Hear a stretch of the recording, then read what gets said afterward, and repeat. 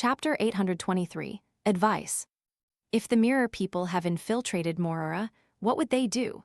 Lumion pondered for a while, placed the book back in the traveler's bag, and stepped down the stairs to the hall. It was dinner time, and the bar was bustling. Julie flitted between tables like a butterfly, serving drinks and meals to the customers. The patrons were well behaved. No one tried to act inappropriately by grabbing Julie's ass or touching her chest. They weren't being moral or civilized. None of them had clean hands. Those who entered Morora were all hardened criminals. Their compliance was because someone had made a fatal mistake not long ago. Julie had been unstable lately, often in a daze. Unlike her usual self, she couldn't always gracefully avoid wandering hands and arms amidst the laughter and noise. One evening, someone found an opportunity to give her a hard pinch in the ass. Julie's suppressed fury and rage exploded instantly.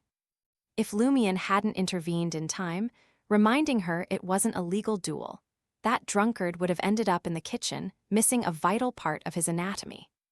In the end, since the drunkard refused Julie's duel challenge after much negotiation, he voluntarily chopped off his hand as an apology. Otherwise, he might have lost control and attacked the repugnant bar owner, forcing him into self-defense. Lumion glanced at Julie, whose face was devoid of smiles, and walked into the kitchen, where Les was finally taking a break, enjoying his dinner. He picked up a caramelized finger, put it in his mouth, and chewed noisily. Lumion sighed quietly and said, "I need to step out for a bit. Keep an eye on Julie." "No problem," Les replied, pointing to the plate of now missing fingers. "Boss, want some? I found a new cooking method: first deep fry, then steam in a seasoned broth for 20 minutes. "No, thanks." Lumion turned and left the carnivore bar, walking through the dark, unlit streets to the Knowledge Cathedral. He found a corner where he could see the graveyard and the entrance to the underground mausoleum through a window. Pulling over a wooden chair, he sighed and patted the backrest. The Church of Knowledge is getting more considerate. There hadn't been chairs by the brass bookshelves before. Too bad there's nowhere to rest my feet. Lumion sat down, gazing at the graveyard through the stained glass, using the crimson moonlight to observe the entrance to the underground mausoleum. According to his information, Celeste, who had been on duty in the underground mausoleum for 2 days, would return to the surface at 9 tonight. Lumion's goal was to make others believe he was at the Knowledge Cathedral to study, while actually observing the mausoleum's entrance and the experimental subject's activities. His true purpose was simple: to mask his love of studying with the guise of observing the mausoleum and experimental subjects. With this excuse, he wouldn't have to waste time idling around the bar, drinking and boasting. He could finish the remaining book sooner. By the cathedral's bright candlelight, Lumion read for a while, then forced himself to lift his head and observe the mausoleum's entrance for a couple of minutes. After repeating this several times, he suddenly thought of his sister. Back then, Auror always urged him to study, but would occasionally drag him from his desk, forcing him to look at the trees outside the window and the distant mountain pastures. Now he had to rely on himself. Time passed, and the cathedral's clock chimed loudly. A group of black-robed enforcers left the Knowledge Cathedral, crossed the graveyard, and reached the mausoleum's entrance. Soon, the previous group of enforcers emerged from the gray-white stone steps leading to the mausoleum, moving in an orderly fashion. With his hunter's vision and the crimson moonlight, Lumion saw that the leader was Celeste, wearing a black robe and a blindfold. The demoness emerged from the entrance area slowly and expressionlessly, removing her blindfold. The line behind her was long, each person carrying a lantern. At that moment, Lumion felt a sudden, eerie sensation, as if the deep darkness at the mausoleum's entrance had come to life. The darkness instantly swallowed the last experimental subject in line. Lumion blinked, seeing no movement in the darkness. The anomaly seemed like an illusion. Frowning slightly, he counted Celeste's team members again. Quickly, he concluded 1 person is missing, and 1 lantern. Lumion watched Celeste's team until they returned to the Knowledge Cathedral. Near the stairs, Celeste turned her head slightly, glancing in Lumion's direction. Lumion crossed his right leg over his left knee, leaning back in the chair, calmly meeting her gaze. He felt Celeste had likely noticed his observation. This meant she probably still retained some self-awareness. Phew, no need to worry about Julie losing control for now. Lumion sighed quietly, watching Celeste and the enforcers disappear at the stairwell. He had been worried that Celeste's issues might trigger Julie to lose control before they were fully prepared. That would interfere with his studying. Reading for a while longer, Lumion noticed Moira's Archbishop Heriberg patrolling the brass bookshelves. Thinking for a few seconds, he spoke as Heriberg neared. "Your Grace, I have a question."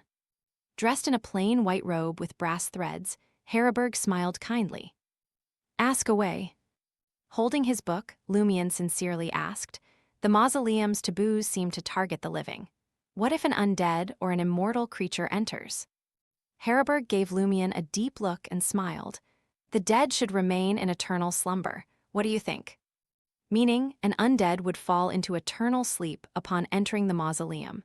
As expected, 001 has death and darkness characteristics.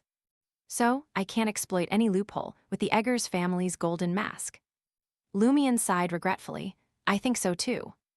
Heriberg, with his white hair and beard, spoke like a teacher. "While studying, remember to take care of your health and stay mentally sharp. Don't stay up late reading. Maintain your usual pace." Is he worried I'll degrade and succumb to the book's inherent corruption? Need to control the corruption rate? Lumion pondered, then stood up and responded, "Yes, Your Grace." He immediately tucked the book into his traveler's bag and left the cathedral under Heriberg's approving gaze. Crossing the square outside, Lumion saw Julie stepping lightly out the cathedral's side door, looking relaxed. Here to check the situation first, Lumion watched her disappear into another alley, heading back to the carnivore bar.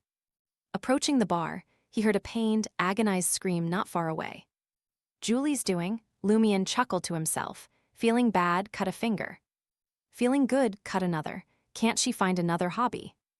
Luckily, there were enough exiles in Moira. Still, Lumion knew their presence had tripled the daily death toll since they arrived. They couldn't stay long, or the exiles' replenishment wouldn't keep up, and Moira would face a shortage crisis. The bar was closed. Lumion went behind the counter, poured himself a glass of liquor, and sipped it slowly, as if waiting for something.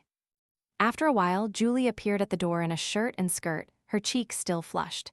She glanced at Lumion and smiled. "Boss, were you waiting for me?" She played with a frosty, bloody object in her hand. Lumion took a sip of Lantiproof and asked, "Do you know my name?" Julie approached the counter, shook her head, and smiled. "I only know you're my boss." Celeste, as an enforcer, should know the names of every Moira resident, Lumion said directly. Julie's expression changed slightly, then she sighed and smiled. But she said Louis must be a fake name. "I don't believe you didn't ask someone on the outside to investigate my real identity," Lumion said, leaning on the counter and sipping his drink. Julie pouted, not answering directly, only saying, "It doesn't matter." "True," Lumion nodded with a smile. "I caught a mirror person from underground Trier who told me his companions went to Lenberg to find Moira. Now, new intel suggests they might be here." Julie's smile faded, replaced by a serious look. Lumion finished his Lantiproof, set the glass down, and headed upstairs. Julie sat in silence for a while, then left the carnivore bar. In an empty house in Moira, the demoness put on a gold ring set with blue gems and sat before a half-length mirror. The reflection wavered slightly, showing some changes.